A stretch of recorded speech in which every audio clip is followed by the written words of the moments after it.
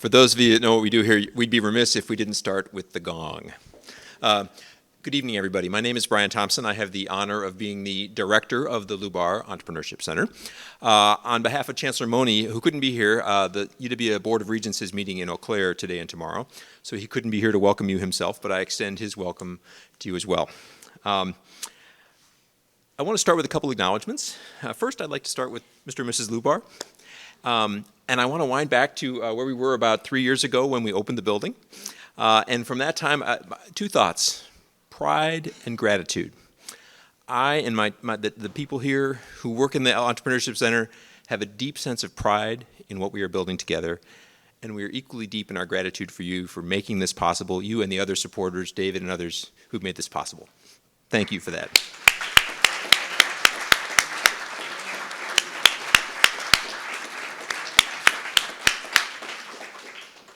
David, I also want to acknowledge that throughout this process, you've been a source of thoughtful, strategic guidance as we do this, so thank you for that as well. And Susan, I want to acknowledge that you're helping expand our thinking about the ways in which we can affect the UWM community. So that's what tonight will be about in part. The big idea of the Lubar Entrepreneurship Center is that we want to reach every one of UWM's 25,000 students at some point on their journey. I don't think they should all necessarily start companies. I love it when they do.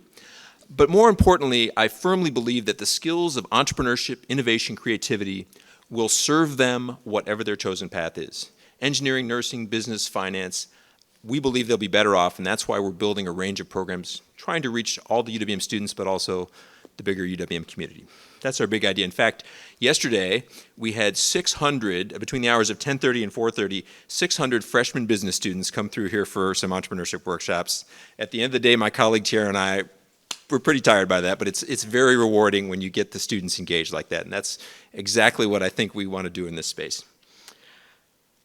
The LEC journey to wellness, the other thing I was reflecting on back to the opening is I told you we were going to experiment. We were going to try things and see what worked and learn from it. And one of the places that led us was to social innovation and wellness. Listening to our students and trying to reach a broader audience led us in that direction. And that also, we're only as good as the people we attract, and that led us in part to Amelia Cafaro. Amelia is a friend and a colleague.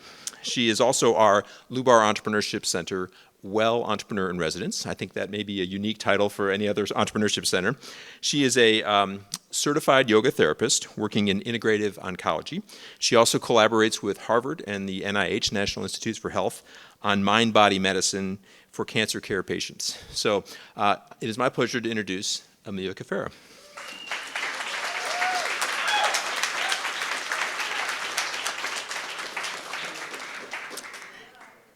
Good evening, everyone. As Brian said, my name is Amelia Cafaro. I'm one of the entrepreneurs in residence here.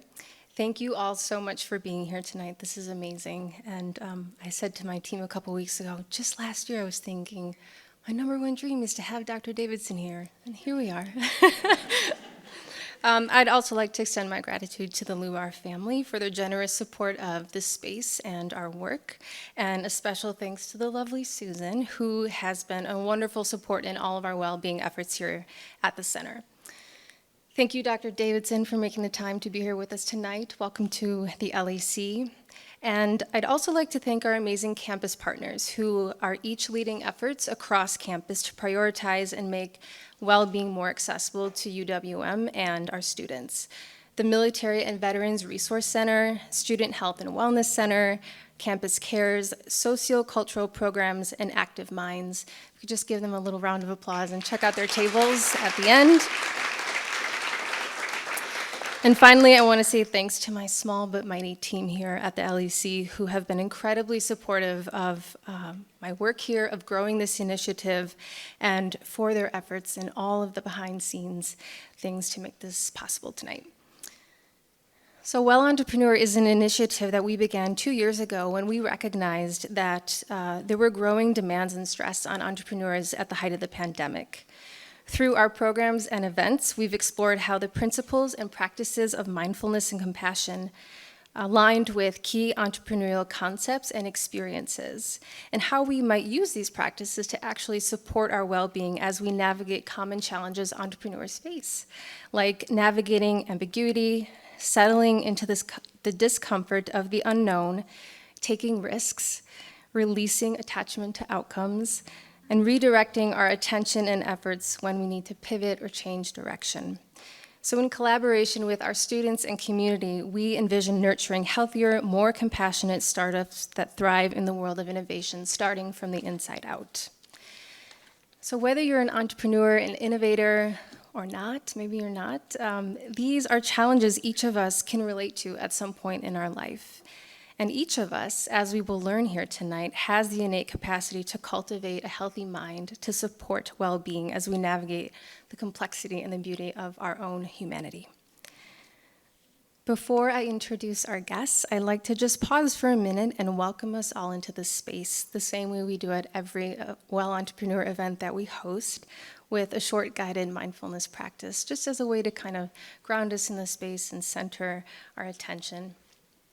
And so if you would like to participate, I would just invite you to find a comfortable posture, either sitting or standing, whatever feels right for your body today. And if you'd like, you can close the eyes or rest your gaze towards the floor. You can bring the palms to face down on the lap, or just take a hand over the heart.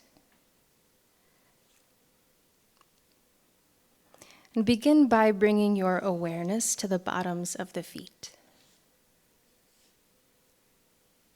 Just taking a moment to sense the feet touch the earth. Just anchoring you into this moment, right here, right now. And for a moment, notice the breath. Is it steady and smooth, or fast and shallow?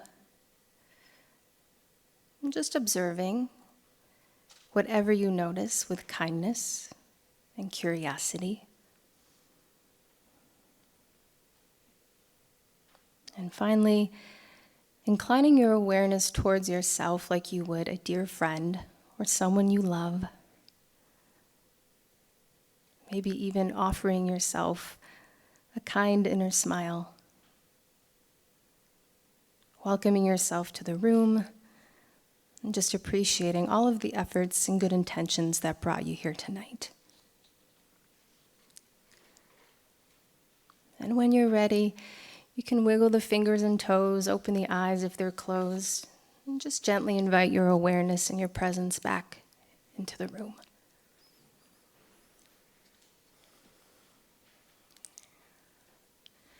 So I'm delighted to welcome our guests tonight, Dr. Richard Davidson and Susan Lubar. Dr. Richard Davidson received his PhD from Harvard University. His research is broadly focused on the neural base of emotion and emotional style, as well as methods to promote human flourishing, including meditation and related contemplative practice.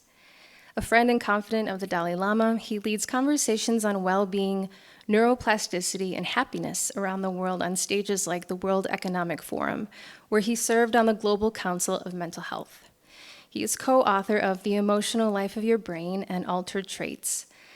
Dr. Davidson was named one of the 100 most influential people by Time magazine, elected to the National Academy of Medicine, and appointed to the governing board of UNESCO's Mahatma Gandhi Institute of Education for Peace and Sustainable Development. He is the founder of the nonprofit Healthy Minds Innovations at UW-Madison, which translates science into tools to cultivate and measure well-being. And Susan Lubar is the president and founder of Growing Minds and has been a pioneer in bringing strategies for mindful well-being to Milwaukee leaders and educators for over 15 years. Her vision revolves around the fostering of innate emotional skills that increase well-being and have a positive impact on one's ripple effect at home and work. Through Growing Minds, Susan has partnered with many educational organizations and hospitals, including the Medical College of Wisconsin, Children's Hospital, Milwaukee Public Schools, Milwaukee Area Technical College, UW-Milwaukee, Lutheran Social Services, and the Milwaukee Jewish Federation, To further her efforts towards social justice, she currently serves on the executive committees of MATC Foundation and the Jewish Museum of Milwaukee, where both aim to create awareness and education for meaning and transformational opportunities. Please welcome me in joining our guests. Do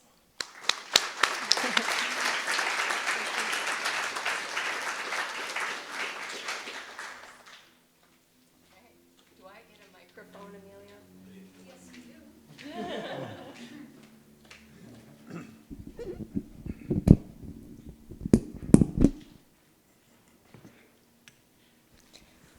Thank you so much for that wonderful introduction and the soft landing to get us all started. I'm so excited you're here today, Richie, and to see all these people. It just fills my heart to know that Milwaukee is just filled with people who really are putting this at the top of their priority list. I got to know you about 18 years ago, I think, when you came to speak at the Milwaukee Art Museum, and you were talking about well-being. And I remember having dinner with you, and you admitted that you were a closet meditator at one point, and I immediately connected with you because that's what I was.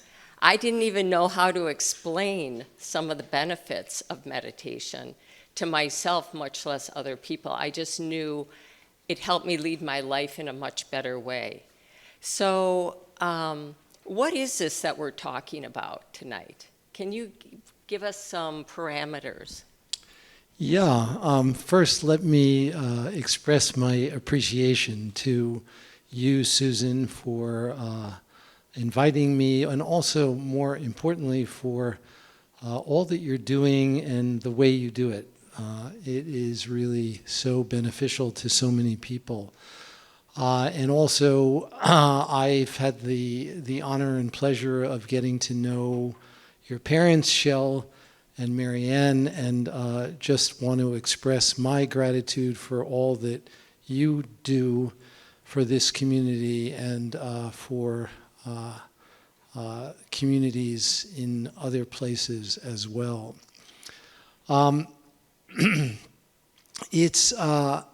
So what we're talking about is we use the term well-being as a kind of placeholder. And when I first got involved in this area, it was really when I was a first-year graduate student. And I had the fortune of meeting some people whose demeanor and whose presence was very infectious to me. They were just warm-hearted people. They were the kind of people I wanted to be around, and I wanted to know more about what their secret sauce was. That's what we're talking about. What's that secret sauce that is infectious, where you just want to be around someone? They're warm, they're loving, they're nurturing, they're kind. Those are the essential qualities that we're talking about that are so fundamental to well-being. And the cool news is that we are born to flourish. We're literally born to flourish. We're wired to prefer to be warm and kind. We're not wired to be angry and hateful. And that's the good news. And so it doesn't actually take that much to begin to nurture these qualities. So one of your groundbreaking research projects was working and observing 16 Tibetan monks who meditated over the course of their life well over 10,000 hours each. And can you explain what were they trying to achieve, and how does that relate to this crowd here? Yeah, it's a great question, and a legitimate question. So when we first began this work, at the suggestion of the Dalai Lama, we decided to study these very long-term practitioners. These are the Olympic athletes of meditation. They are folks who are professional meditators for the most part, and they teach meditation. And you're absolutely right. Their average lifetime hours of practice in the study that Susan is referring to was 34,000 hours. You can go do the arithmetic at home, but 34,000 hours is a big number. And so what we reasoned was that if we studied their brains and we didn't see anything different about their brains compared to age and gender matched non-meditators, then what would be the point of studying more novice practitioners? And so this was a starting place. We were curious to see what we'd find. This was really the first time anyone had ever done this in this kind of rigorous way, and the Dalai Lama was really encouraging us to do this and to be rigorous and honest about whatever we found. And it turns out that we found some remarkable things in that early work with these very long-term practitioners, and their brains were really different. We actually initially thought it was an artifact because it was so different that we thought it couldn't be possible. There are ways of sort of seeing similar signals that are artifactually produced. And we actually spent a year in the laboratory doing these ridiculous control experiments to try to rule out all kinds of alternative explanations. And we eventually were able to do that. And this paper on the long-term practitioners ended up being published in a very, very high-profile, very prestigious scientific journal. And actually, there was an article in the New York Times about it that was about the Dalai Lama and science. And the article had just come out. It was on the front page of the New York Times. And so it received a huge amount of publicity and was an inflection point. And it convinced us, and I think it convinced the scientific community, that there's a there there. There's something here that is worth pursuing. But from a scientific perspective, even though it was amazing to do that research and to spend time with these really quite extraordinary people, from a scientific perspective, it was unsatisfying. And why was that? Because the real skeptics could say, well, maybe their brains were like that to begin with. After all, there are very, very few people who would elect to live a life that is like the lives that these monks were leading. So maybe they were different to begin with. Maybe it's the diet they eat. Maybe, it's the altitude. I mean, there are all these alternative explanations. And so we needed to do other kinds of research where we can actually teach people these practices, follow them longitudinally, randomly assign them, and do all the things that we scientists have in our toolbox to rigorously address these kinds of alternative possibilities. And so we began with these long-term practitioners. But the good news is that sometimes when people hear about these long-term practitioners, they sort of give up at the very beginning saying, I'm never going to meditate for 10,000 hours. It turns out you don't need to produce real benefit. You don't need to at all. In fact, how many of you in this audience brush your teeth at least twice a day?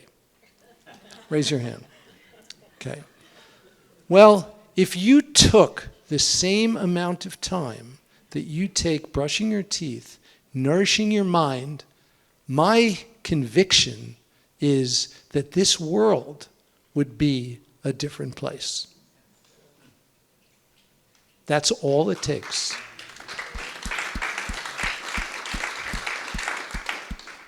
So that's really the most important message. What did you find? What were the artifacts that you found amongst these practitioners?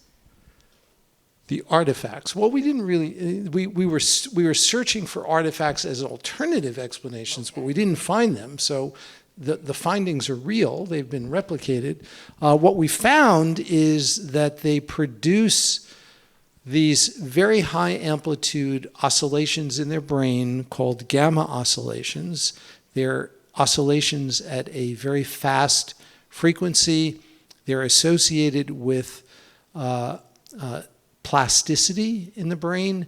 They're also associated with attention, with our capacity to attend, and they're also associated with mechanisms of insight, where different elements come together, and all of us at one point or another have had these even small kind of aha moments when sort of things gel. There could be very momentary. Even, in sort of trivial pedestrian examples, if you're doing a crossword puzzle and you're struggling over something and you finally recognize what the answer is, that moment, it may last a quarter of a second, is a little moment of insight. And if your brain was being measured, you would have a burst of gamma oscillation. In most people, these bursts are typically maybe a quarter of a second. In these monks, we saw these gamma oscillations for minutes and minutes and minutes, and in fact, hours, because one of the things that we did to sort of rule out some alternative explanations is we brought them into the sleep laboratory, had them sleep in the laboratory, and measured their brains while they're sleeping. And it turns out that they show these gamma oscillations during deep sleep, which is quite remarkable, never seen before. And so all of this suggests that their brains are operating differently than most of us, and there is this quality of awareness, which they often report as a kind of panoramic awareness, a sense of being open, where different things can come into the system and be combined in interesting and unusual ways. There's synchrony that we see across widespread brain regions. And this synchrony, we think, has something important to do with this quality of panoramic awareness that they report. Fascinating. There's a black box inside all of us with so much going on. And for me, meditation has changed my life. I don't think everybody here is going to meditate for an hour every single day, possibly. And I'm not saying I do that either. That's a lot every day. But you're saying a little bit really helps. I'm wondering if now is a good time to practice. Can we guide everybody here through a couple-minute practice? Sure, happy to do that. And of course, Amelia gave us a beautiful practice to begin with. And we can do another kind of practice that will be a different style of practice. So let's all find a comfortable but upright posture. And you can have your eyes open or closed, whichever is more comfortable. And let's begin by simply bringing awareness into our bodies, bringing awareness into the room,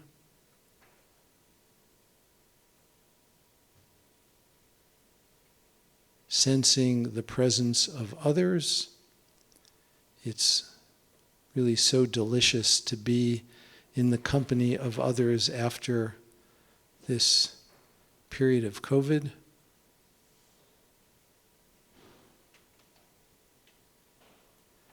And let's begin the way we begin in the tradition in which I practice. We begin every practice this way, no matter how short.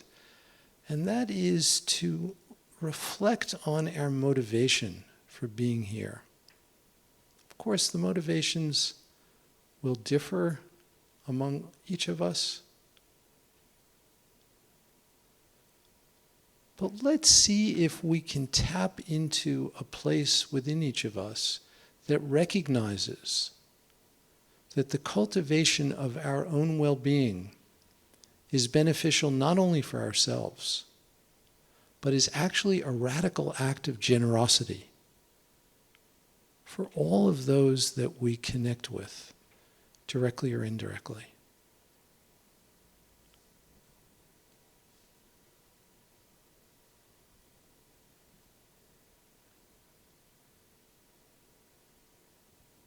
So spending a few moments leaning into this altruistic motivation.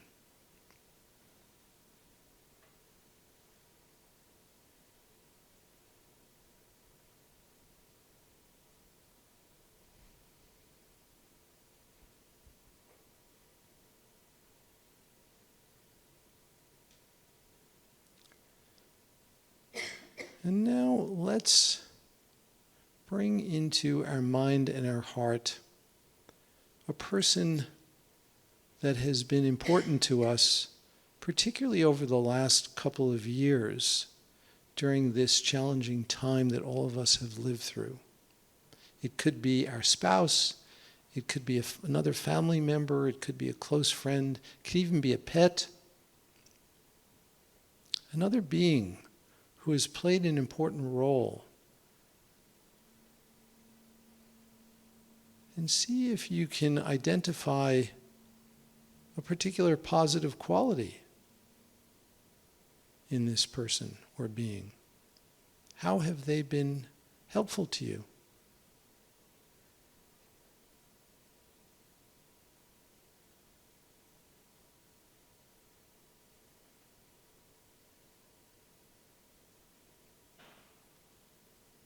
And maybe even reflecting on how you might express your gratitude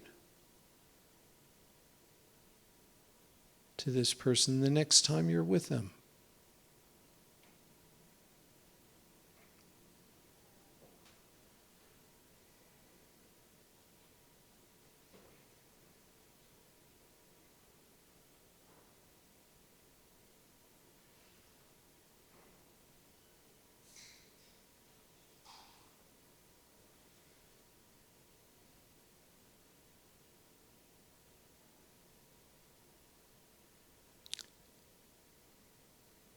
And as we end this very short period of practice, we'll end this practice again in the same way we end all of our practices, however short, and that is to reflect on how we can bring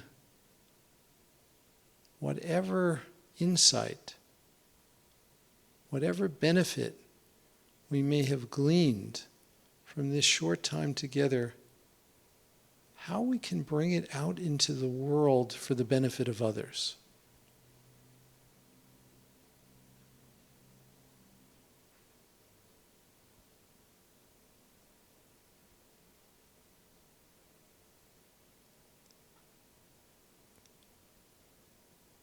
Maybe it's pausing to reflect on a person's positive qualities before an important meeting.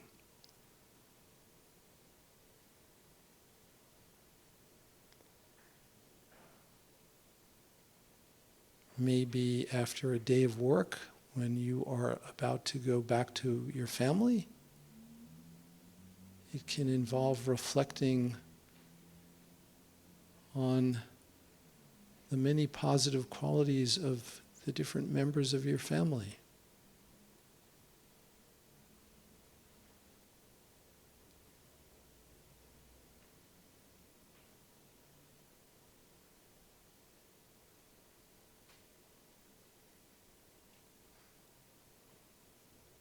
And so we dedicate whatever merit we may have gathered, whatever benefit we may have gathered, we dedicate it to the welfare of others.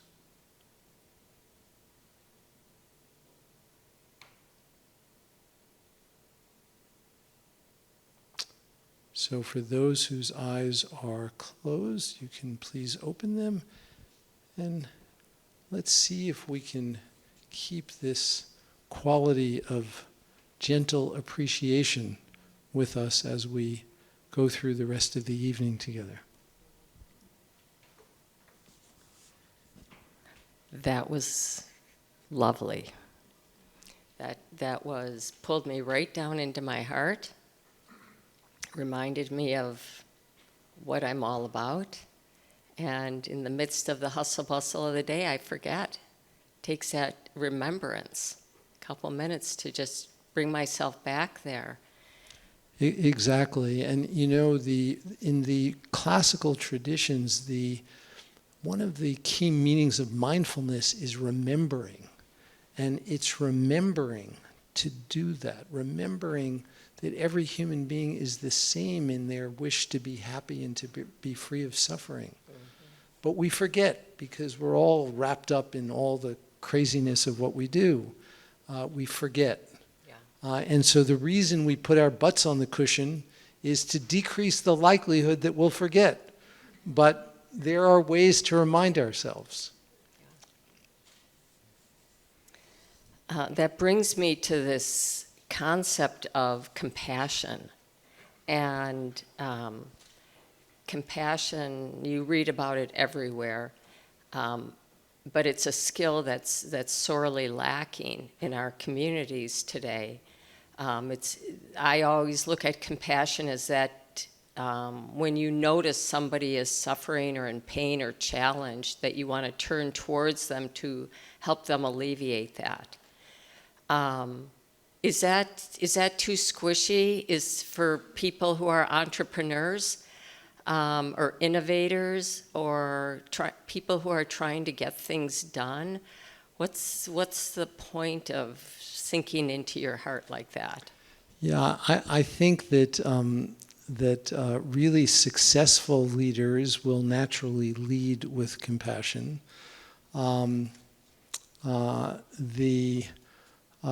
former CEO of LinkedIn, a fellow who just recently stepped down as CEO, a fellow by the name of Jeff Weiner, has become a really good friend. And Jeff ran that company with a very intentional leading with compassion. And under his leadership, it was just tremendously successful. There are many other examples. The current CEO of Microsoft, Satya Nadella, is another one who really has been touched by this kind of work. And I've participated in some sessions with him and Microsoft employees around this issue of empathy and compassion. You know, as the workforce becomes more diverse, more complicated, compassion is really going to be more and more of a necessary skill for a leader to bring diverse teams together and to harness the full capacities of people to accomplish things.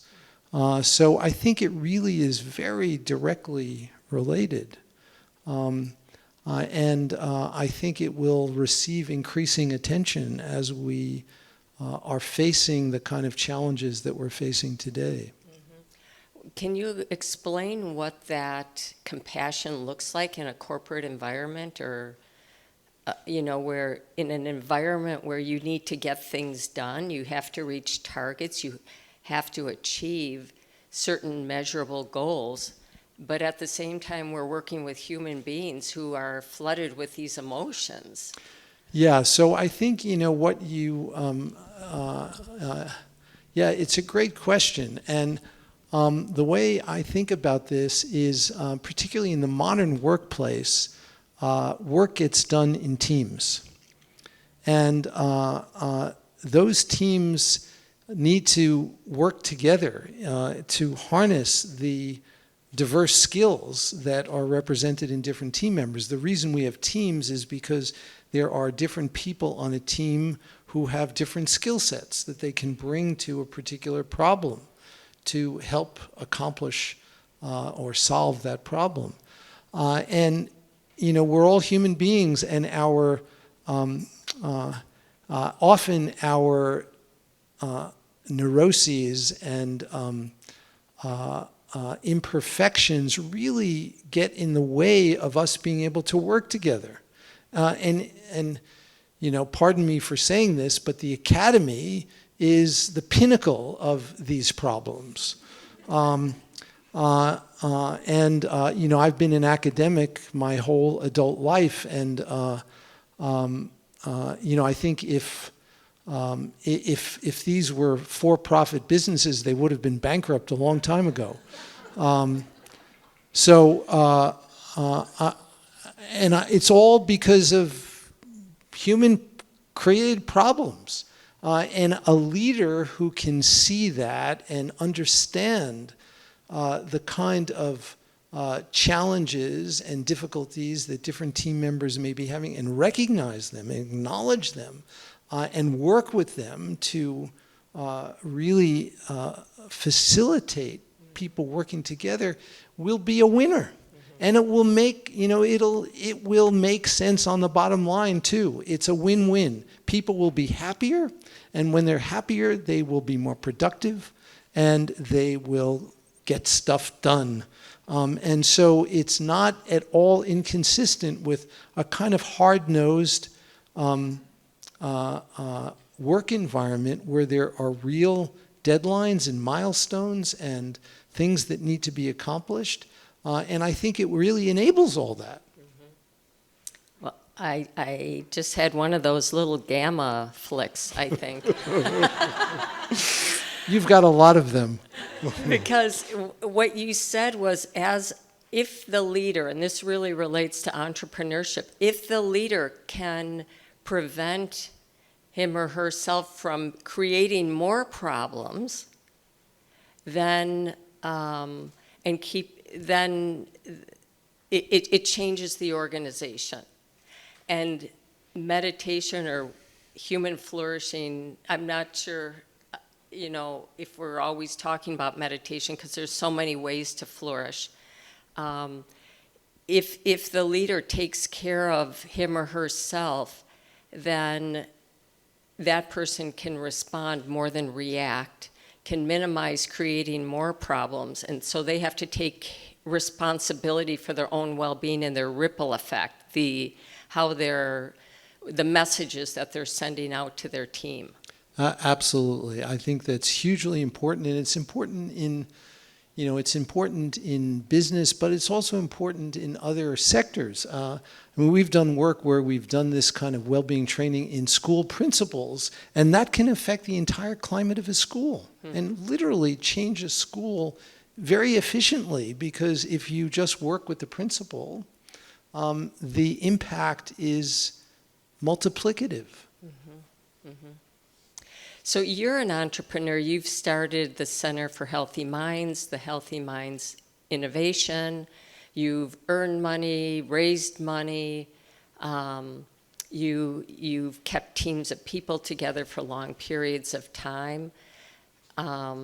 What do you expect of the people that you work with in terms of, how do you provide time for them to take care of themselves?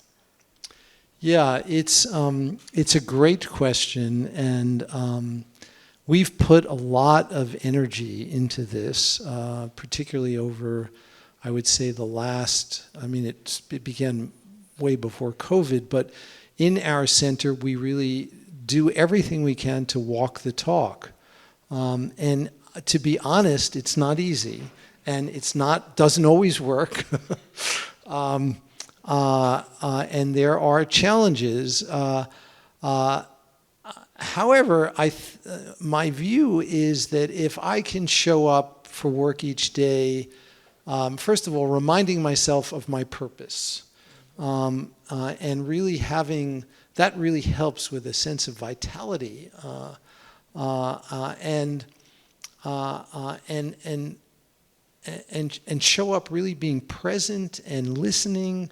And also, one of the things that I try to do is to surround myself with people who are not afraid to be completely and unabashedly honest with me. And if there's anything that I'm doing that's interfering with the greater good, I want to know about it immediately, and I will do my best to receive that information non-defensively in a way that can constructively lead to change. So, I think all of those elements are really important. And if I can show up this way, I have the expectation that other people will come to work with their best self, so to speak. That is an expectation. And it's really important that that get communicated, and so everyone is really aligned. Everyone is mission aligned, and when it all is working like that, it feels so good, and we can be super productive. We can be in the middle of this high-powered, competitive academic environment and still be kind to one another, which rarely happens in those kind of environments. And so it's really been an experiment. So you're putting a lot of meaning to the phrase, be the change. You have to lead yourself, set your own motivation or intention,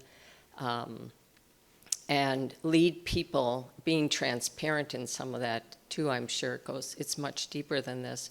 Yeah, and one thing I do, I'll just share a little practice that I do every single day, every work day, after I meditate. This takes about 90 seconds. I take out my phone and look at my calendar for the day and look at every appointment that I have. So I did it this morning, and I reflect for just a few moments on each person that I'm going to meet, and just reflect on, first of all, it helps to have a sense of appreciation for who these people are, for what they're doing, and reflect on some positive attributes about them, and how can I be the most helpful in my interactions with them.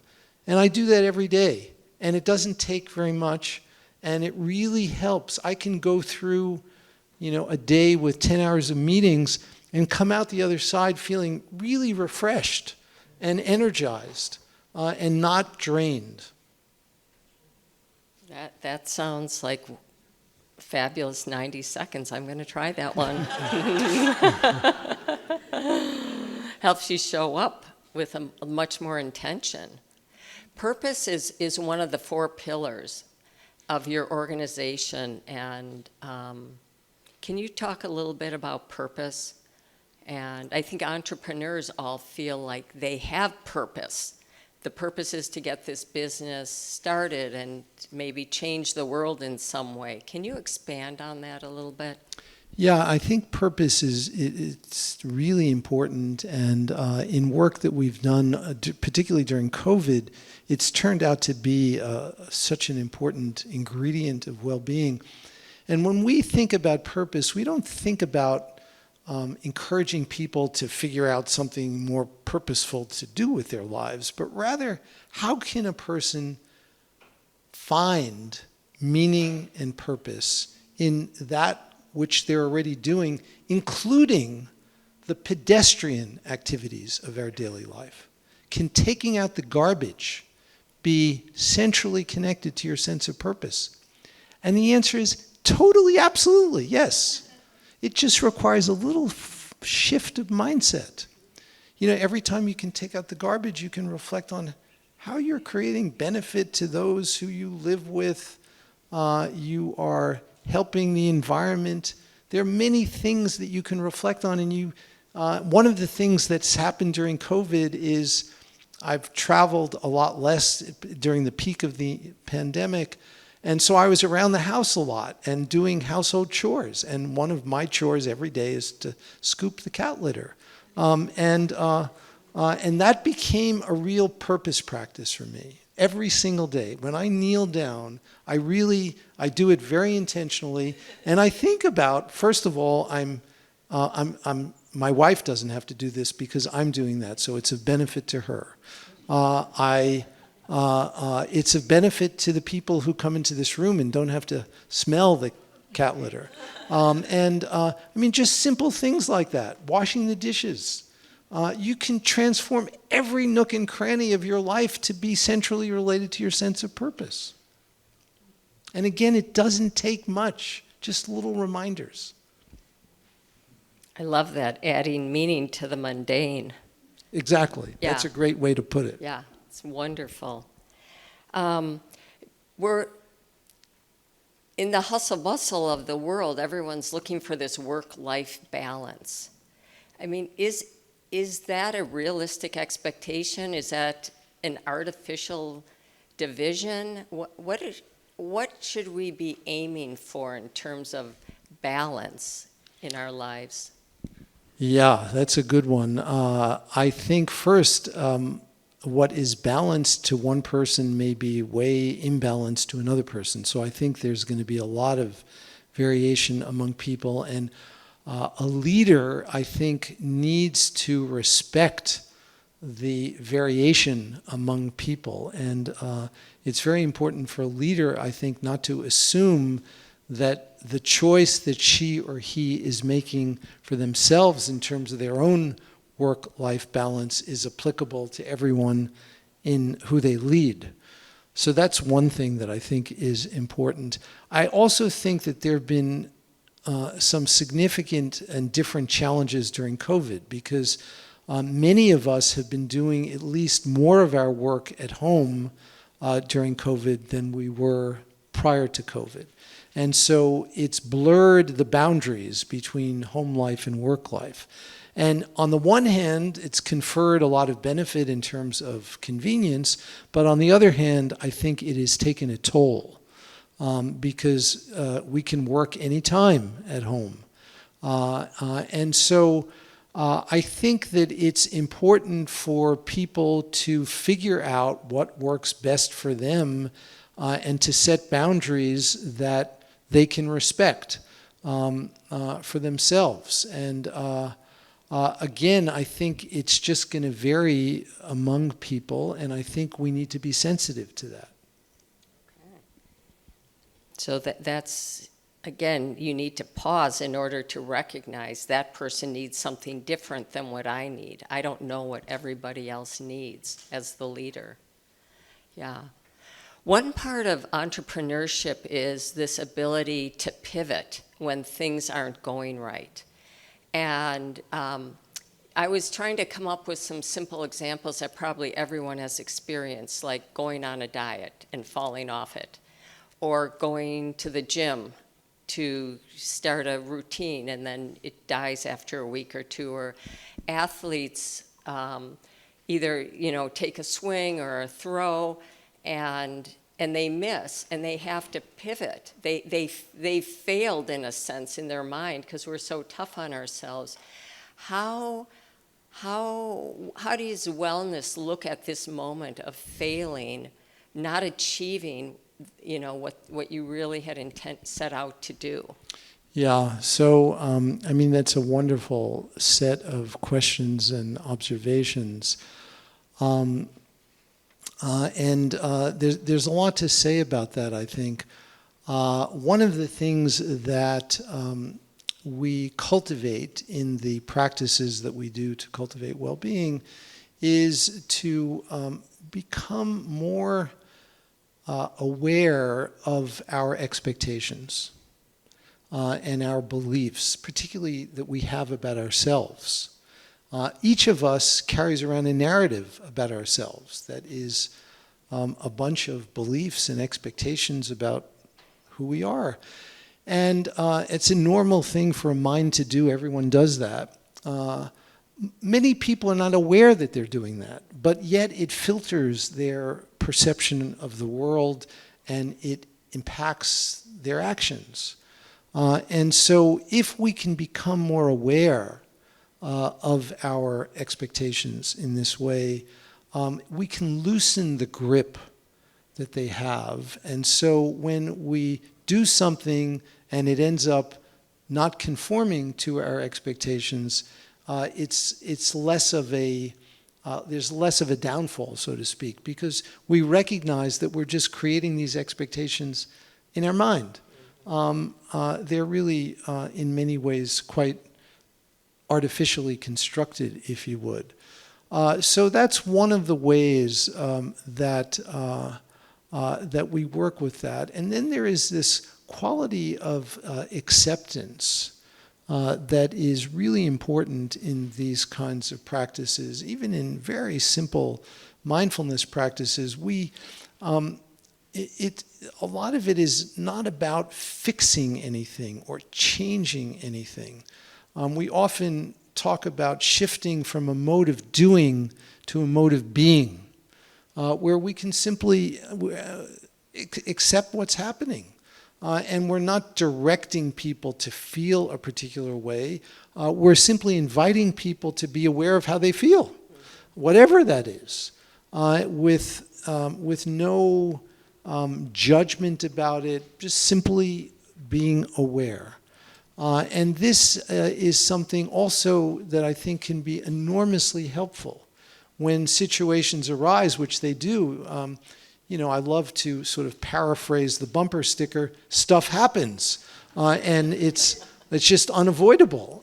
It's the nature of life. And so we can, and how we respond to adversity is really a marker of our well-being. In fact, one of the ways we literally define resilience is the rapidity with which you recover from adversity. The rapidity with which you recover from adversity. So if you recover more quickly, you're more resilient. And that capacity to recover from adversity, and every one of us is going to experience adversity, that capacity is something that's trainable. So you have an app which I've used called Healthy Minds, and I love, it's my favorite app. Oh, thank you. Can you talk a little bit about that and some of the research that you might be doing associated with that? Yeah, I'm happy to, and it is a totally free app, so I invite all of you to please try it. Download it wherever you get your apps. It's called the Healthy Minds Program, and if you see the HM for Healthy Minds, you know you have the right one. We were very pleased to see an article come out a while ago in the New York Times, Wirecutter, evaluating meditation apps for 2022, and our app was named as one of the top 3 meditation apps for 2022. It's the only one that is entirely free, the only one that is scientifically grounded, and the only one that is evidence-based. So please try it. It's been a journey, and in fact, this is a good time for me to express my deepest appreciation to David Lubar, who sits on the board of our nonprofit Healthy Minds Innovations, which is the organization that is created this app. And it's been a real journey. We now have about 300,000 users worldwide. We've spent literally $0 on advertising. We've done 2 randomized controlled trials that have been published in the scientific literature. The most recent one is with public school teachers here in Wisconsin, where we found that 1 month of using the app, just 5 minutes a day. Same amount of time as you brush your teeth. And you can do it while you're brushing your teeth. I'm serious, you can. You don't have to take any extra time out of your day, literally. And in this randomized controlled trial, 40% of the time, participants elected to do this while they were doing other activities like brushing their teeth. And the data showed that it doesn't make any difference, just as good, which is great news. You literally can do this while you're doing these other non-cognitively demanding activities. And what we found is a dramatic reduction on standardized measures of depression, anxiety, distress, and improvements on measures of well-being. And it's, this is something that we were motivated to do because we want to disseminate this widely, and we wanted to do it in a way that really reduces as many barriers as we can so that it really can be disseminated widely. And it's been, on the one hand, really exciting to see, and we have done this in different sectors. One is with public school teachers. Another sector that we've been working with are first responders, police, and firefighters. We actually just published a paper on the fire department in Tucson, Arizona, with some colleagues at the University of Arizona, where we showed that using the app just a few minutes a day for a month was enough to produce reductions in cortisol, which is the primary stress hormone in the body. So we're not talking here about just changes in subjective feelings, but we're talking about real biological changes. And so we think that there's a lot of opportunity here. And one of the things that we're super excited about is this further evolution of the app that we're calling Healthy Minds Next Generation, which will involve what we call micro supports. And a micro support is like a little appreciation practice that a teacher might do in the 1 minute before they go into their school. All it takes is these little reminders. And if we can sprinkle these in a smart way throughout a person's day, we think that it can really make a difference. They're little remembrances so they can ground them. Exactly. Yeah, that is phenomenal. You're also teaching a class with University of Virginia, and there's one more. Penn State. And Penn State. Can you talk a little bit about that and the research associated with that? Sure, and it's spreading. We hope to, we'd love to see it taught here at the University of Wisconsin-Milwaukee. It's a course that is titled The Art and Science of Human Flourishing. And it is targeted for freshmen, college students. And we've been teaching it to first semester freshmen, has no prerequisites. And here's the thing about it. Most college classes feature what we neuroscientists call declarative learning, which is learning about stuff. So I can teach you the value, say, of kindness, and you can learn why kindness might be valuable, but it won't necessarily make you a kinder person. Or take another virtue like honesty. You can learn the value of honesty, but will that necessarily help you to become a more honest person? Not necessarily. There's a second kind of learning that we call procedural learning. Procedural learning is a learning that is acquired through practice. It is skill-based, and we know that it is instantiated in completely different brain systems compared to declarative learning. For real change to occur, we need both. When you look at the courses in the academy, they're mostly featuring declarative learning. This is a course that is a balanced program of declarative and procedural learning. So students really benefit, and the study we did in collaboration with our friends and collaborators at Penn State and the University of Virginia, where this course is also being taught, is to follow these kids after they take the course and see how they're doing. And it turns out that, unfortunately, the majority of American college students, at least over the last few years, over the course of their freshman year, they become significantly more depressed. And those symptoms of depression at times can be really devastating and produce tragic consequences. They also impair learning. And what we found is that the students who went through this course were protected, and they did not show any elevation in their depression symptoms over the course of their first year, which was a huge win. And mental health issues are so critical on college campuses today, and this could be a very cost-effective way of addressing this issue kind of upstream that will minimize the likelihood of more severe problems occurring later on.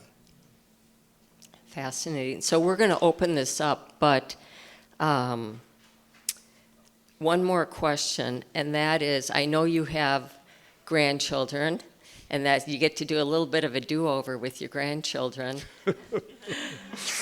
What are priorities in terms of human flourishing that you want to instill in your grandchildren?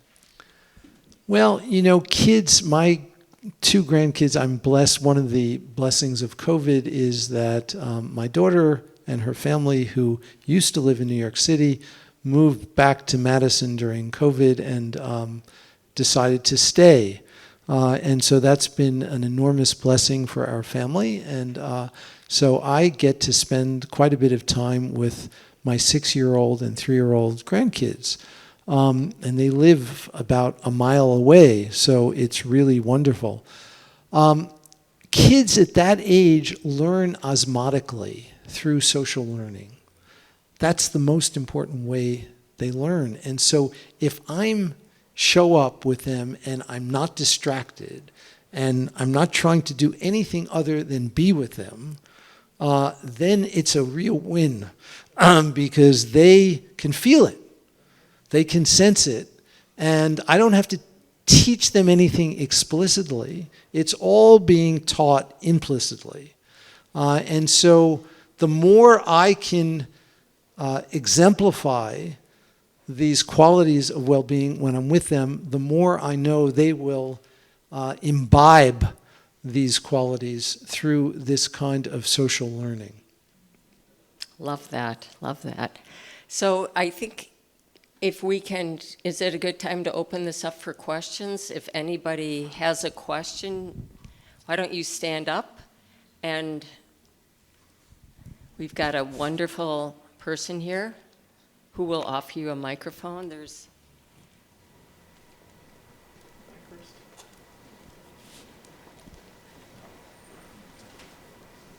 Thank you, Dr. Davidson.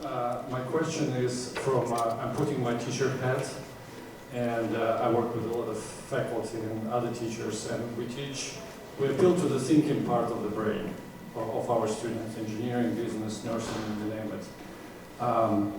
Should we be appealing to the emotional brain, and how? Ideally, I think you should be appealing to both. I don't think you should need to make that decision. And the fact is that you are, whether you intend to or not, you're always appealing to both. It's just that a lot of the time we're not aware. So that if we're distracted and we're anxious, that's going to affect the students that we teach. And so this is, again, an example of a kind of social learning. And so I think simply being aware of that, being sensitive to that, recognizing that how you show up as a teacher will affect your students' ability to learn and to think, that will be helpful in itself. So I think that would be a really good starting place. But, we've worked at UW-Madison, there's a group in the engineering school who have gotten really interested in applying these strategies to engineers. And they have the conviction that these practices will actually help to nurture creativity in the engineers and actually improve their thinking. And so we've been working with them on some research to evaluate this. And I cannot think of any profession or discipline where it is really not applicable. So I think it's simply important to recognize both.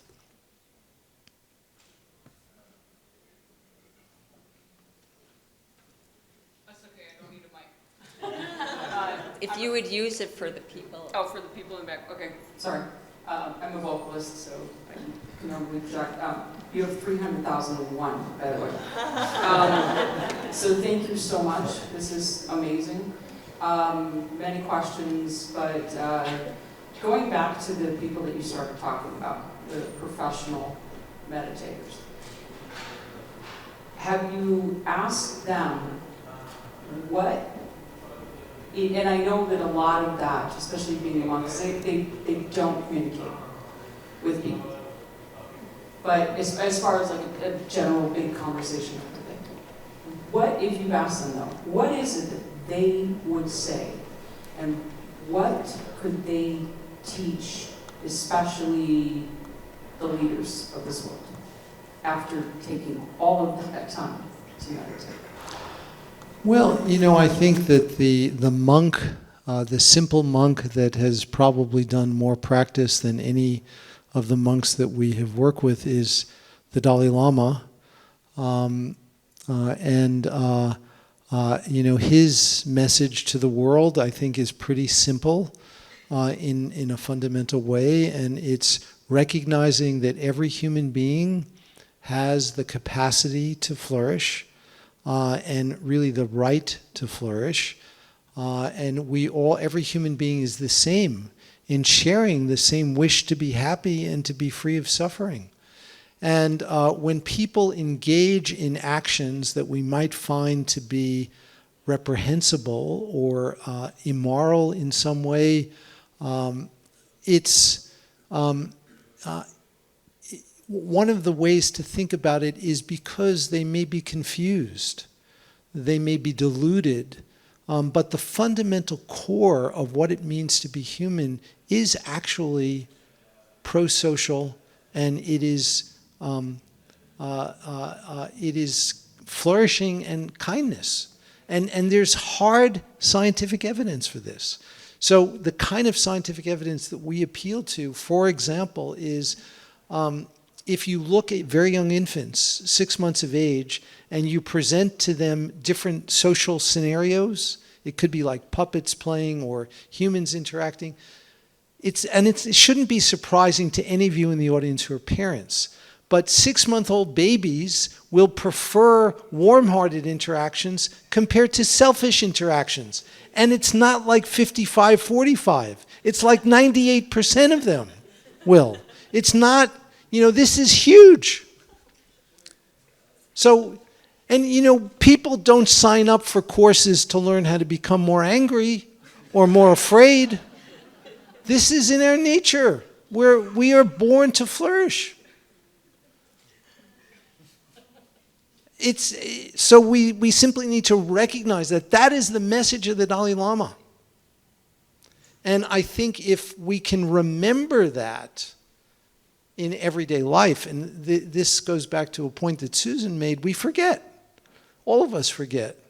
And so we need to figure out how to build in reminders so that we forget less.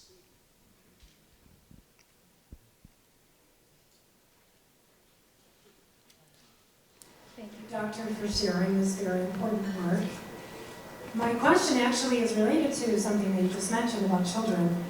We live in Milwaukee, and unfortunately, we are a city that is wrecked with violence and a lot of dysfunction. That is just right down the road, actually. I'm wondering how much of your work can be applied to younger children, families, because it seems that if we all have the capacity to be better, why wait until we're in college to achieve that? Yeah, thank you for the question. I completely agree. One of the things that we've done in the work of our center is to develop a curriculum for preschool children that we call the Kindness Curriculum. It's freely available. It's available in English and Spanish. It's being used in about 35,000 schools in different parts of the world. And so it's one small way in which we have tried to make some inroads there. I do think that these strategies can be enormously helpful for parents who will influence their children. And so, we are trying to figure out ways to partner with the right kinds of people and organizations to bring this to different sectors where we can begin to scale this widely, to produce the kind of change that I think we all aspire to do. One of the sort of dreams that I have is this idea of a flourishing city, where we can go in and work with different sectors of the city all simultaneously. City government, 6 sectors: city government, education, healthcare, communities of faith, business and the workplace, and first responders. Thank you. Those are the 6 sectors. And do this on a massive scale with all those 6 sectors. And then you can look at what we think of as distal outcomes. One of those distal outcomes is the crime rate in the city. We believe that we can actually influence that if we did this at scale. So, we are looking for partners who are willing to take the risk and step up to the plate. And we believe that once we do this 1 or 2 times, the data will show that it makes sense on the bottom line to do this. And let me just give you one simple example of that. There's a recent meta-analysis, which is an analysis across many different studies that was actually done by the NIH, of programs, empirically validated programs, to work with kids, teenagers, who are vulnerable to substance abuse. And this was an economic analysis, the cost-benefit analysis. And it turns out that for every dollar invested in an empirically based, an evidence-based program to decrease substance abuse in teenagers, by the time kids got to 25, there was an $18 to 1 return on investment. That's pretty good. It's both morally and logically crazy that we are not doing that at scale.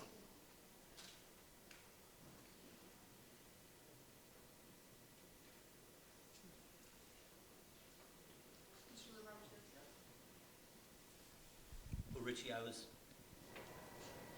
was going to ask you a similar question.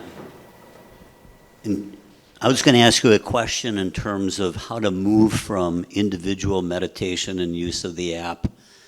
I wasn't thinking scale in terms of an entire city. That's obviously very, very ambitious.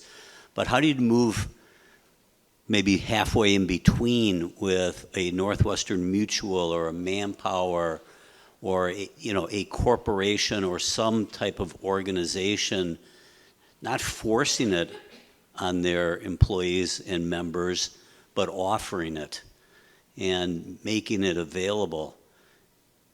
How do you go from where you are to a step and then let the momentum accelerate and have one CEO talk to another about the major benefits, and then they'll be knocking on your door rather than the other way around? Yeah. Well, I love the question, and I love the motivation for it. And I think that will be the way that this gets accomplished, is by sort of doing this step by step. And we're trying. And so I've been meeting with various CEOs, and it's been an interesting journey. And they are sort of approaching this gingerly at first, taking on small steps. We have a great project going on that I think you know about, David, with Hyatt Hotels. It's one example of a multinational corporation where the CEO, who I know quite well, really believes that this is important and also believes that this will be good for their business. And so we need a few more of those examples and taking it on a larger scale within an entire company. With Hyatt, we're doing it in really sort of small steps in particular locations. And it may be that that's an incremental way that we need to proceed. But I have the kind of both aspiration and conviction that within the next few years, it will be a tipping point where more and more leaders of that kind will recognize that this is just a win-win. And they will take the risk to make the investment. There's another example in the corporate world with what used to be Aetna, and the former CEO of Aetna, Mark Bertolini, who I interacted with. And Aetna was sold, I think, to CVS, so it's no longer Aetna. But when Mark was the CEO of Aetna, he implemented a well-being program for a segment of their employee base. It was small, so it wasn't the entire company. It was about 3,000 employees. But one of the things that they did, since they're a healthcare company, is they tracked healthcare costs. And they found that 3 years out, there was a reduction of, on average, about $110 a month in healthcare utilization for the people that went through the program. Per person. $110 a month reduction in healthcare utilization costs. Per employee savings. By cultivating well-being.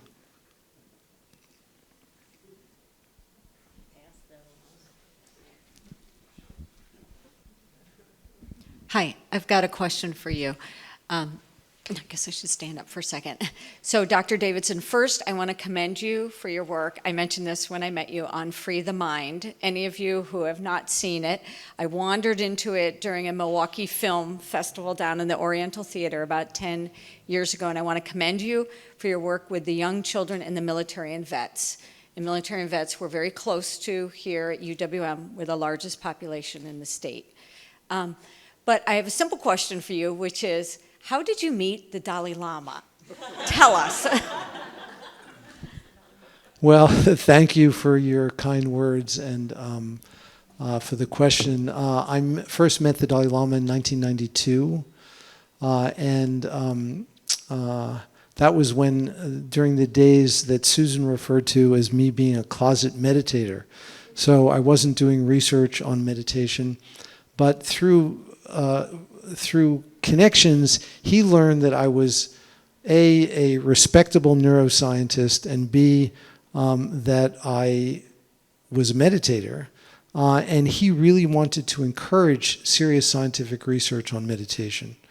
So he invited me, and he asked me to bring along a few other scientists. So there were 3 of us that went to meet him for the first time in 1992. And that's when I first met him. So, and there's a little anecdote about that, which I'll share, which is that I'm not someone that's prone to high levels of anxiety. I would consider myself really pretty average in terms of anxiety. In the few minutes before I actually met the Dalai Lama, I was sitting in an anteroom, and I had basically a panic attack.